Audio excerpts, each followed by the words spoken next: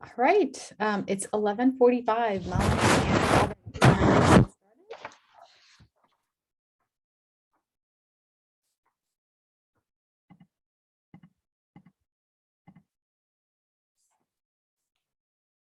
All right.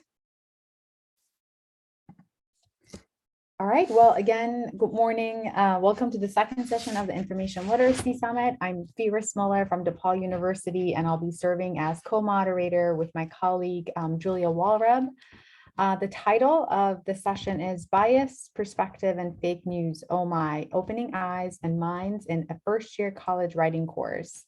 Our presenters for this session are Melanie Sellar and Robin Tremblay-McGaw.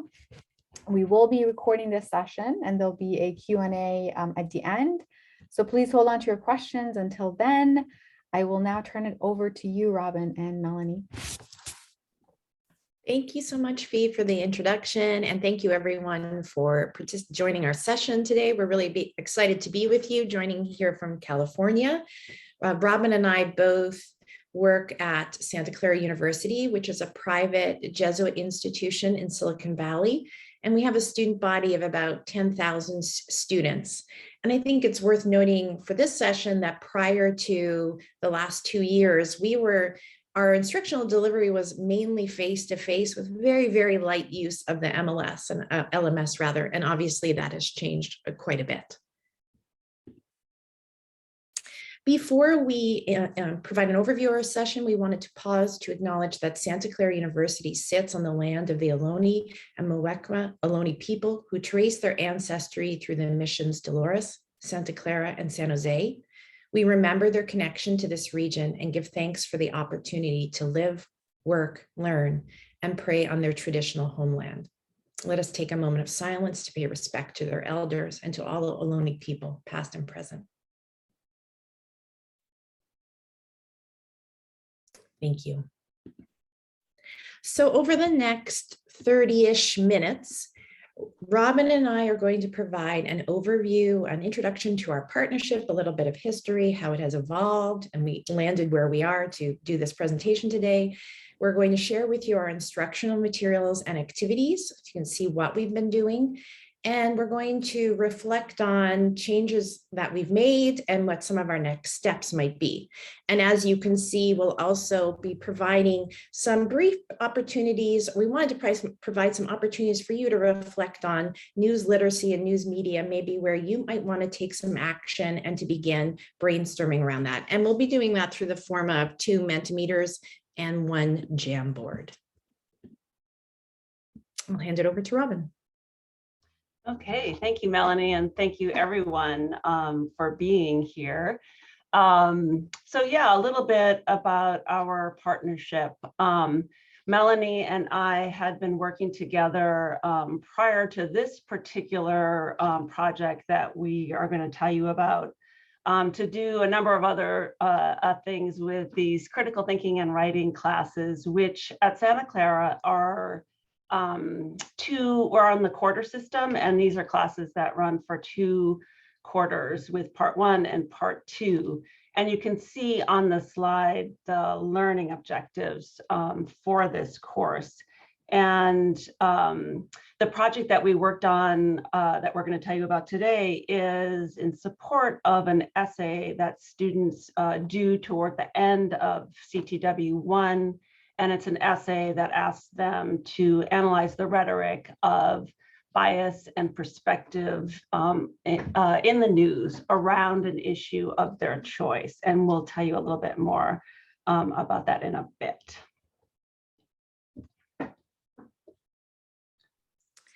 So we have an initial Mentimeter we wanted to kick off this session with. We're meant to ask you, what 3 words come to mind when you think about students navigating news sources and sites?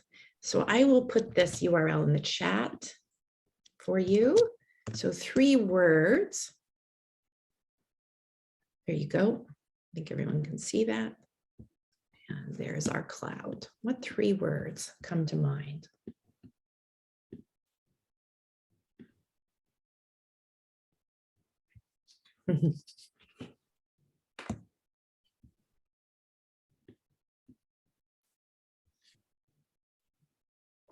There we go.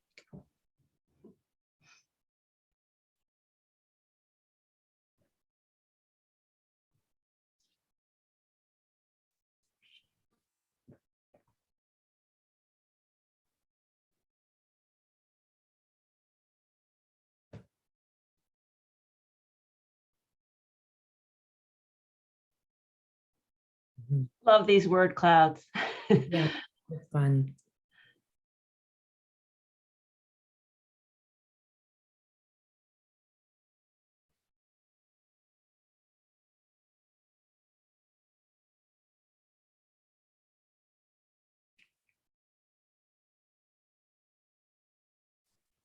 Complex, fake, misinformation, overwhelming, definitely.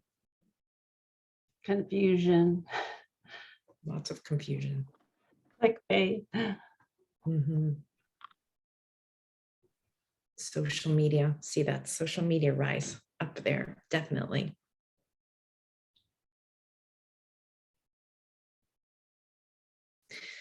Yeah, I think you've surfaced really well a lot of like the current environment that our students are in and that they're trying to navigate, and sort of like that's where Robin and I have come in to say, what can we do? How can we support students in this environment? Thank you, Al. I know you're still entering in. We're going to move on from that one though. We appreciate it.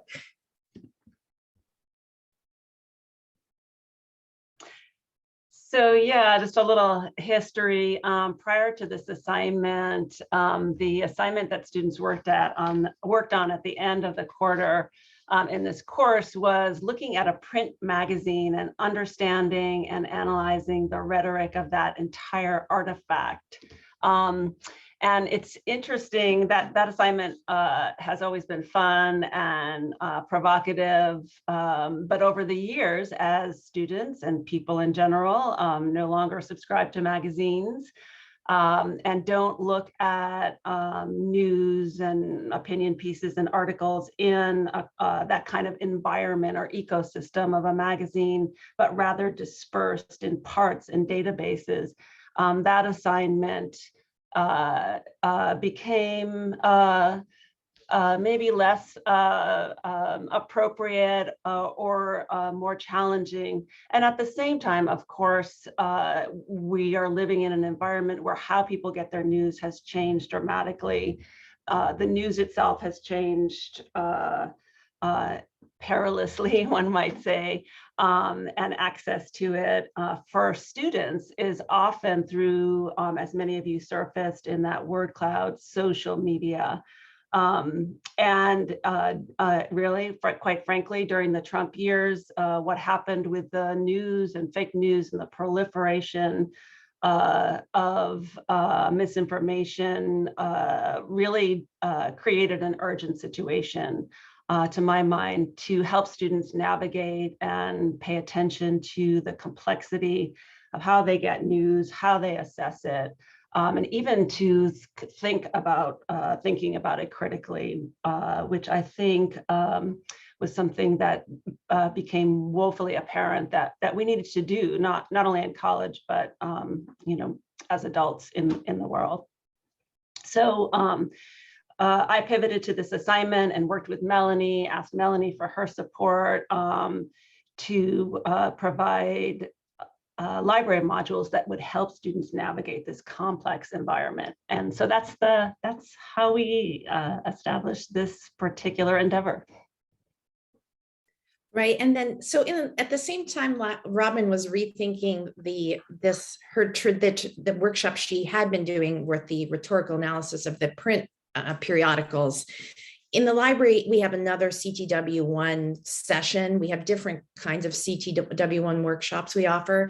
And we traditionally had done another one, and we still do it, where we use the Trust Project indicators. It's a framework for evaluating the news. And it was a one-shot workshop. Students come in. We might have chosen the set of news articles, or they found them in the workshop and used like a worksheet to sort of assess those news sources. but we began to want to augment to that base. We always want more than one shot, right? There's so much more we could do if we could just get beyond just with that one class. And we wanted to look at how the students actually selected those sources, not just work with the end product, but to raise awareness around selection of sources, look at the platforms they were using, look at how the algorithms may be shaping what they're seeing or not seeing. And then at the same time in the library, we've been doing a lot of PD with our library instructors around constructivism, and we've done some workshopping about how could we bring some constructivist principles to this news workshop and promote student voice, agency, metacognition, and all these sorts of things. And we had brainstormed, different ways to add to it, which really dovetailed very well with what Robin was thinking. And of course, at this time, we had news reports coming out from Project Information Literacy about news literacy, about the algorithm report, so much stuff coming out of Pew, Safia Noble's giving us the call as a profession, like algorithmic literacies in our domain. So, it all just came together that we wanted to make this pivot and to work with Robin to support this. Okay, Robin. So this is in a nutshell the first iteration of the assignment that students were given at the end of C2W1. So they needed to pick an issue or something in the news that they wanted to track across a variety of sources from differing points of view, and then to assess that coverage to see how these various sources framed the issue, and to identify, describe, and analyze the rhetorical strategies shaping the discourse. Now, this critical thinking and writing class that I teach is called Communities and Rhetorics. So students learn about the ancient art of rhetoric, but also its absolute pertinence to the contemporary moment for not only creating, but also analyzing rhetorical artifacts of every kind. And that could be anything from a news article to an essay, to an image, to a meme, et cetera. So the course overall, they begin to learn how rhetoric works, and then have been practicing applying that to analyzing and creating artifacts of their own. So when they get to this, they have this complex challenge of looking at rhetoric, but also looking at how rhetoric is interwoven with issues around bias and perspectives. So it's a complex assignment that asks them to look at coverage of an issue from a real multiplicity of media and of points of view in their analysis.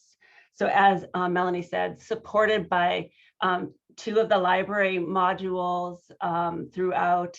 And it's interesting because during the pandemic, we always used to do these library modules in person, hands-on, and there's real value for that.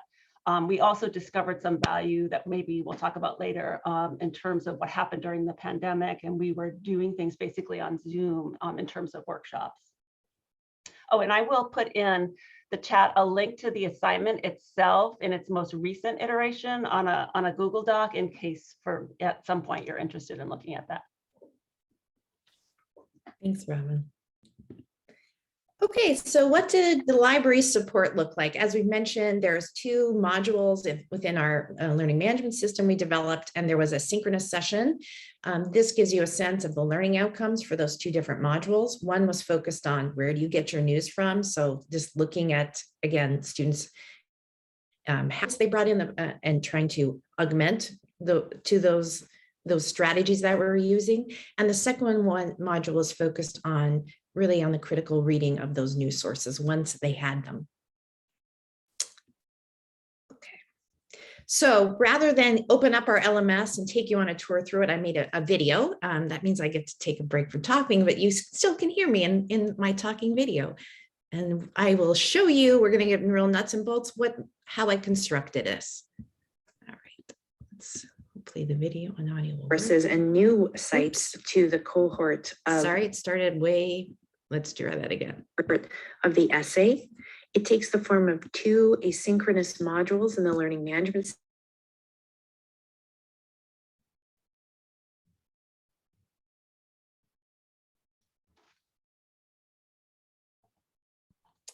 Melanie, we don't have, we no longer have audio. Is assessing your news sources. Oh, And now the we're back. arc of these two modules are that the first one really focuses on asking students to reflect upon where do they get their news from, providing some opportunities to interact with various simulations that can surface how the algorithms that are at play in some of these social media platforms are really shaping the narrative that students are seeing or not seeing around a particular issue. And then we encourage them to add new news sources to their cohort, the complement that they're following for the essay, and make some suggestions. Under Learn About News Sources, on how to find news kicks off with a diagnostic Jamboard that asks students to reflect on where do they get their news from. This is a composite of responses that students have provided over the last 2 years when we've been doing these classes, and it showcases some of the answers. You can see that social media platforms and sites are mentioned quite often, specific ones like Instagram and Snapchat, TikTok, Reddit. And one student said, I get literally all my news from Twitter. But you also will notice YouTube is on there, podcasts are emerging as places they say they're getting news, sometimes from word of mouth from their parents or peers. And then particular websites, particular newspapers rather, are often mentioned, like CNN or BBC News or MSNBC. So that's another strategy we see where students identify a particular news publisher, and that's their go-to source. And we also see Apple News and aggregators like that as places that students are getting their news from.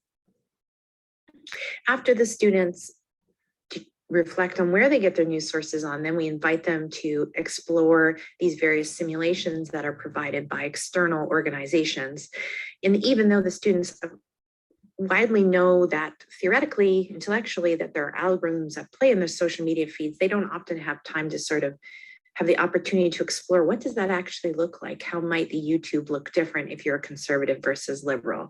Or how might it look, the news look different in Facebook if you're from one side of the political spectrum than another? So the students are invited into those simulations and they really enjoy them. The kind of gamifying and interactive aspect of them is quite appealing to the students. Then we invite them to try to add new sources and new sites to the cohort of news that they're following. So yes, maybe they are using Twitter or maybe they are using Instagram to learn and follow stories around their topic, but we encourage them to then, after having explored how these algorithms work and our filtering and so on, to subscribe to the SU Library subscription to New York Times or Wall Street Journal. We offer individual web-based subscriptions. We also invite them to look at Museum, which is a web-based source to browse through the front pages of the day and maybe explore one or identify one or two more that they might want to look at and add to their following. And of course, we invite them in and do a video that shows them how they can explore library new databases. Finally, the activity culminates in this 3-2-1, 3 news sources, 2 big things that are confusing, and 1 big insight you have. And I'll talk about some of the insights from them further on in the presentation. In the second half of the second module, assessing your news sources, we have 2 components to this. One, this is all about the critical reading strategies for news sources. So we start off with a lecture, a 15-minute video lecture with slide deck that introduces this idea of not everything is biased, but there's rather a continuum of bias, those things with point of view, and of course, those things on the fringe that are fake news. So we try to spend some time unpacking those for students. And again, inviting them into some interactions. These are through the Pew Research Center. We ask students to look at one kind of perspective, which is a hidden perspective. There's those perspectives that are transparent, like things labeled editorials and opinion pieces. But then, of course, there's perspective that you bring into your writing that you may be hidden. It's just part of your worldview, part of who you are as a human being. So this is a really neat quiz from Pew with 16 questions that asks them to look at their help them identify where they fall in the political spectrum. And then they're invited in the second interaction from Pew to look at a couple of their sources and newspapers and see how people at different sides of the political spectrum might look or perceive the trust of that particular newspaper, again, to raise the idea of different perspectives. And then lastly, we move them into, okay, now we've raised awareness that even at a newspaper level, an article level, even when you're following these sources, you do need to be aware that there is going to be this continuum. And we want to introduce then a framework for them to use to evaluate, to begin to assess those sources. And we use something called the Trust Project that has 8 news indicators that students are asked to comment upon. Many of those indicators are familiar to the normal criteria that librarians have seen. And then finally, they analyze 2 articles from their set. They've been applying those trust indicators and turn them in to their professor. That is the whirlwind view of that. And in the past, that last piece is take your worksheet and assess those 2 sources. The very last step is what to date, prior to this collaboration, we had been able to achieve in the class. So all of that other is kind of what we managed to fill in through this collaboration. We now wanted to invite you, I'm just looking at the time, to another Mentimeter to kind of reflect on what might you like to tackle with respect to news literacy or news media if you had no constraints. So don't think about how many workshops you have, but like in an ideal world, what is something that you would like to address with news literacy and news media? And let's get that into the chat. That link. There you go.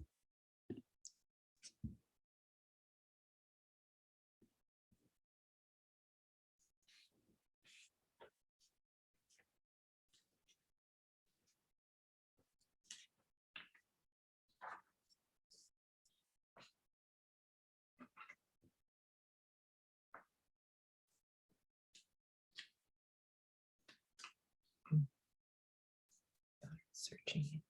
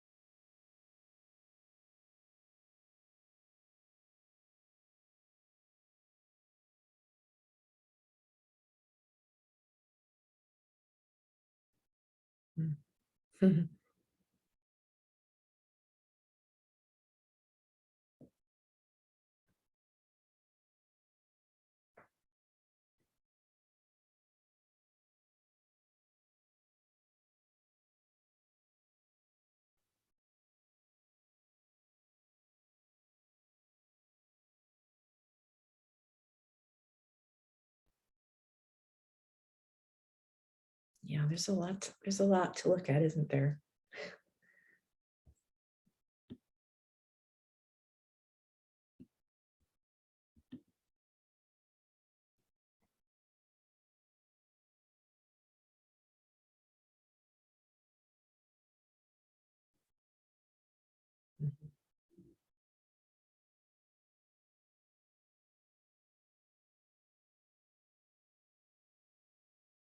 These are great ideas.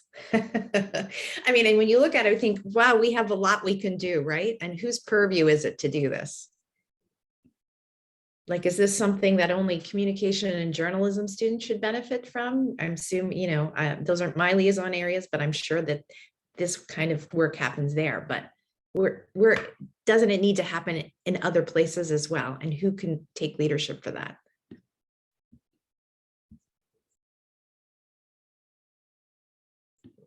Thank you all so much. I feel like I'm going to look at this after and like output it for the group into a document maybe to share, because there's great ideas there. And we're hoping for the end of the session to allow a little bit of time in Jamboard where maybe you can take an idea and workshop, like what are some steps forward we could take, like a small step and large steps. What are some of the steps we could take forward in moving your ideas? Thank you all so much. These are great. Yeah, I could spend all day looking at them, but we have to move on, right? We only have so long. Okay. Now we wanted to talk about, we've had 2 years of this. It's been a weird 2 years. We did launch this during the pandemic. And we've changed some things. We've had 6 sections now. So what sort of things have we observed? And Robin and I will talk from our different perspectives. In the library modules, sure, as you saw on the Jamboard, we see in Project InfoLit and Pew that they say people get their news from all these places.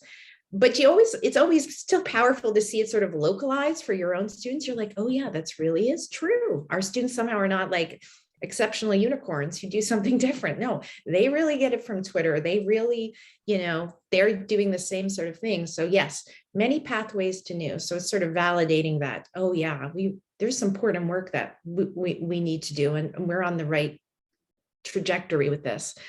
I noticed in the 3-2-1, because I pull out those reflections from that module 1 forum, which is really interesting to see the responses. And there's lots of confusion around social media as a platform versus the publisher, like what is it really? So some platform confusion. Many students expressed real interest and surprise and astonishment about the algorithms. Again, though they had sort of intellectually, I think they know the algorithms that are at play, they may never have had time to simply pause and think about it or been asked to think about it. And so there was a lot of surprise around it and questions about ethics and can we change things and despondency and so on.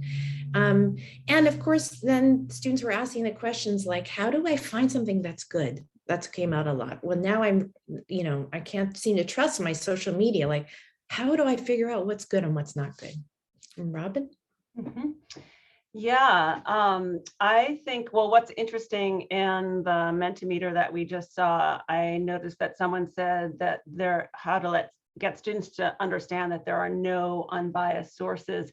And so that's an interesting comment, because within the context of this assignment, we don't really have time to get into it here, but I would say that for the purposes of this course, we were really trying to distinguish between, so we know that human beings have biases and prejudices and, a whole array of things to be considered in terms of how our ideas are presented and our decisions are made. But in the context of this assignment, I was really hoping students to understand that in the context of news, that bias includes a bunch of things that are, I guess I would say, practices, cherry picking evidence, using like hyperbolic emotionalism, lying, not having evidence, using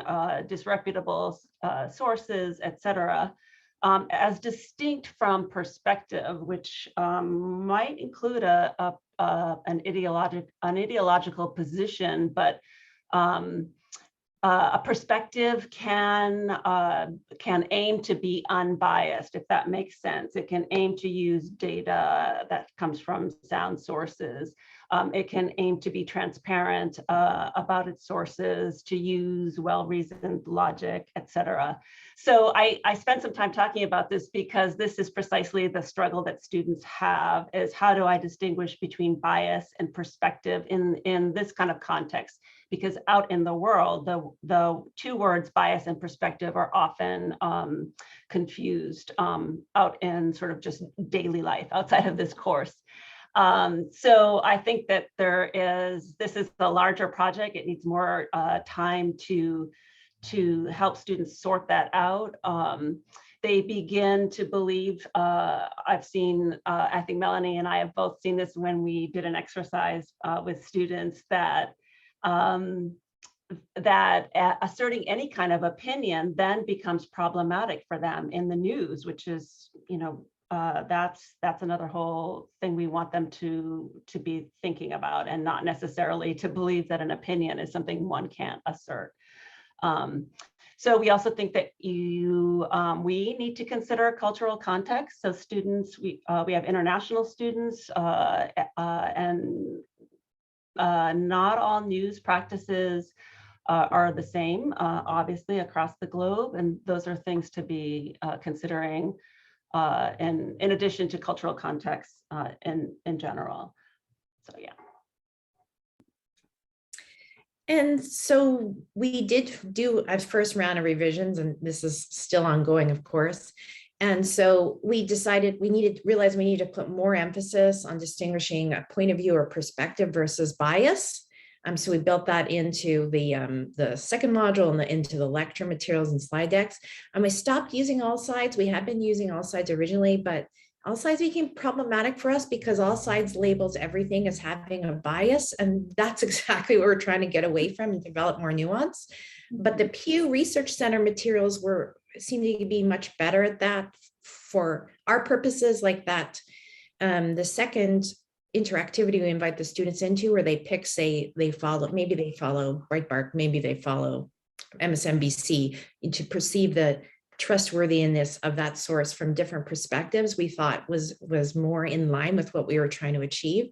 And then when we got to go back to face-to-face, because normally in our synchronous session, after they do the modules, we ask students just to come in with their questions, and they would post them on a Jamboard, like, what do you guys want to talk about? And we would just let them lead it, and we'd use it exclusively for that.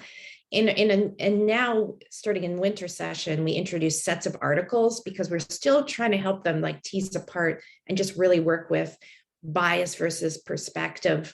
And we had a set of articles around the Russian figure skater controversy that represented different viewpoints and had them engage with that and try to identify which ones would you say had a particular perspective and which ones were more biased.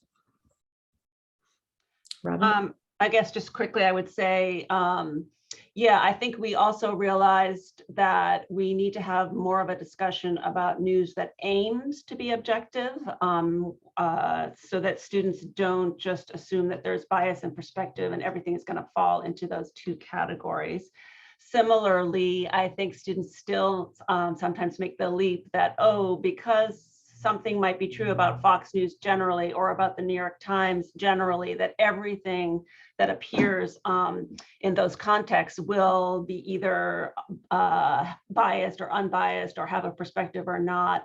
And so it's really the complexities and the nuances to get students to not generalize is more work for us. Right, great.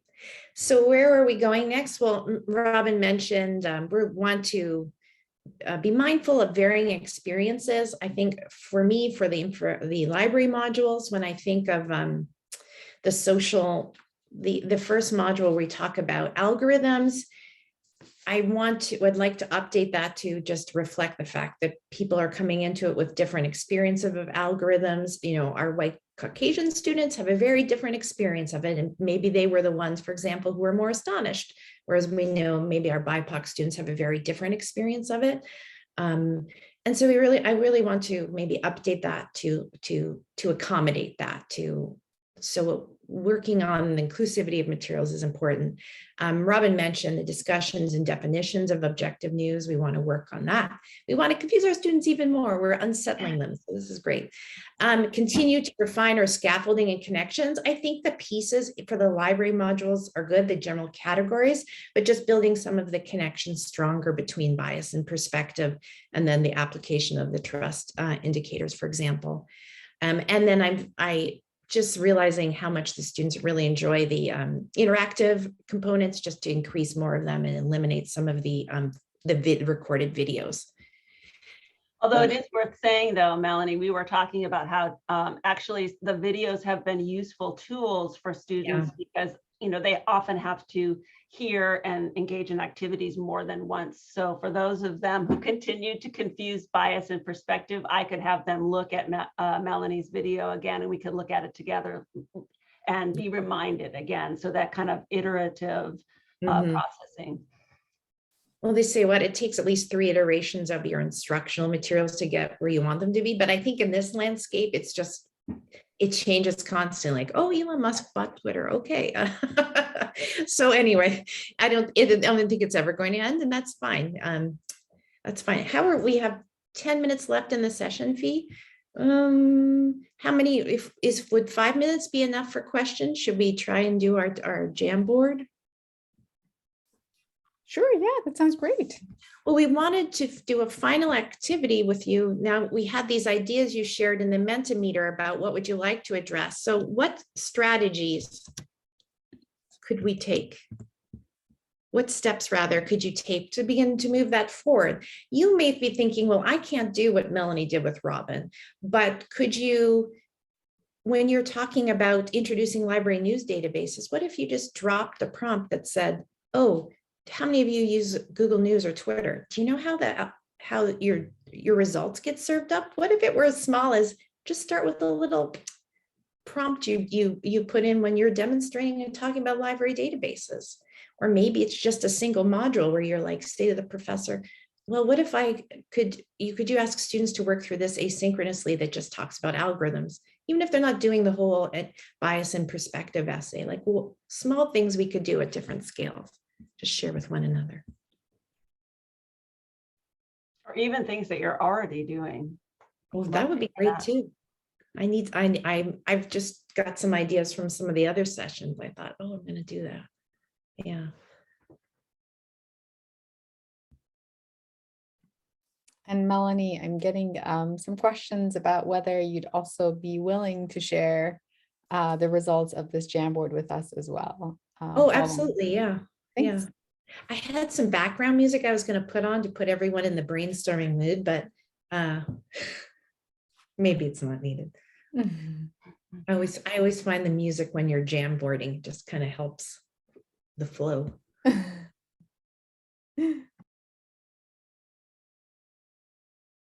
Mm-hmm.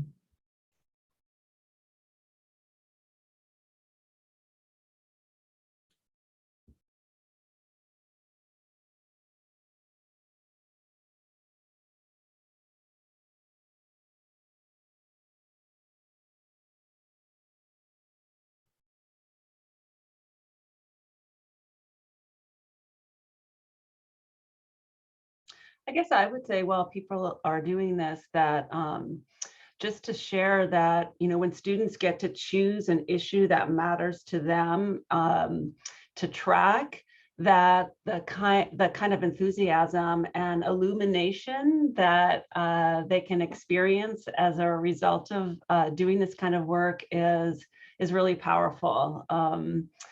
Many of them have, as Melanie said, expressed surprise and really have taken, in the narrative evaluations for the course, many of them will speak about this assignment as something that's changed their outlook on how they're thinking about information and news.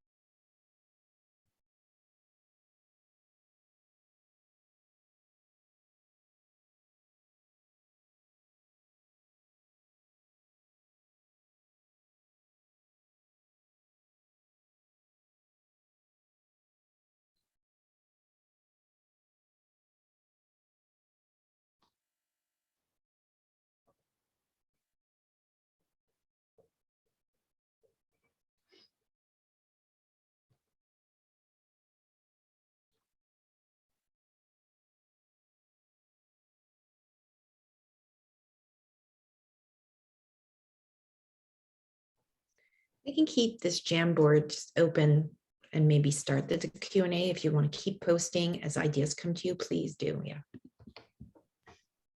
Yeah, these are really great ideas. It's just really Mhm. nice to see them coming and giving us all ideas for things that we can implement. Like you said, I mean, it doesn't have to be like a full course. It can just be, starting small. Mhm. And thank you both for such a great presentation and thoughtful activities as well. Now, if you have any questions for our presenters, go ahead and put them in chat, and while we have them here, we can get their input and insight. I know I have some questions too, that I'm hoping we have some time for. We have about 5 minutes, so if you feel like you'd like to unmute yourself and ask your questions, that's also great. We do have a question from Joy. Do you provide any connections with these topics, with how important these skills are after graduation and in one's personal and professional lives? Great question, Joy. And Robin, do you draw any connections to that? Yeah, I mean, I think, again, because they're following something that's of interest to them, that kind of naturally evolves out of this project, that they begin to see the world around them differently, which is something that happens when they're beginning to look at how rhetoric works, not only in, within academic life, but anything in terms of the world in which we're all immersed. So the practical benefits of noticing how these things work, I think, is kind of built into the assignment. But yeah, and as other people have suggested, and as Melanie was saying, I can imagine this being something that really belongs in numerous courses, throughout the entire college experience. I imagine I agree, Robin. I think it's so much more powerful that they'll make those connections when they're choosing the topic. And I'm imagining if this were in like a business course and the students were asked to track a bit like a business topic or issue, I just feel like that would be so effective. That just sort of naturally translates to your post-academic life. Mm-hmm. I got to get the business school in on this. We have a couple more minutes and we have a question from Rachel. Rachel is asking, without an established relationship between a course and the library, how can you seek faculty buy-in with the importance of incorporating more library time into their courses? Great question, Rachel. I guess I would just say, from the faculty perspective, that we are enormously lucky. Santa Clara University, there is just an inherent relationship between librarians and faculty, and we benefit enormously from that. So it's built into our culture. I don't know, Melanie, if you have comments about experiences outside of Santa Clara and how that might. I mean, not every discipline. I guess it depends too. We're talking first year writing instruction. It's easier to have those conversations for us. We have the deep partnership. There's certain disciplines it can be tricky. Sometimes I propose things to faculty too. So if faculty says, I guess we need to have that professional confidence. When a faculty member comes to me and says, I want to talk about this, I do see it as a conversation to say, well, here's what I've seen and what's problematic, and what do you think if we tried to do something like this? So I think just feel confident to propose some ideas as well, because oftentimes, I've found faculty outside of first year writing, they'll be receptive to it. I mean, not across the board, but I've found faculty be receptive and want to talk about these issues. Sometimes they don't know that we're interested in them and capable of supporting them with them. So we have to kind of pitch and sell it as well. That's really so interesting, because in English, I think, I'm speaking from the biased position of English, where we just assume that those relationships are incredibly important. I mean, like a business school, probably for all of us, is a trickier relationship, right? But I think we have work to do to pivot the business school from thinking of us as just there was first with scholarly monographs and scholarly articles, but like, do your business students follow stories in the news related? Well, this is a life skill. I mean, I think we have to make the pitch. Yeah, thanks, Robin and Melanie. This was a great presentation, and we're getting some thanks in chat as well. Thank you all for joining us for our second session. I'm including the link for the program in chat. We do have 2 more sessions coming up after lunch. So please consider looking at the program and joining some of the sessions that you'll find interesting. And thanks again for joining us. And thank you again to Melanie and Robin for a great presentation. Thank you Thank all. Thanks. Thank you, everyone. Enjoy the rest of Bye. the conference. Bye now. Bye-bye.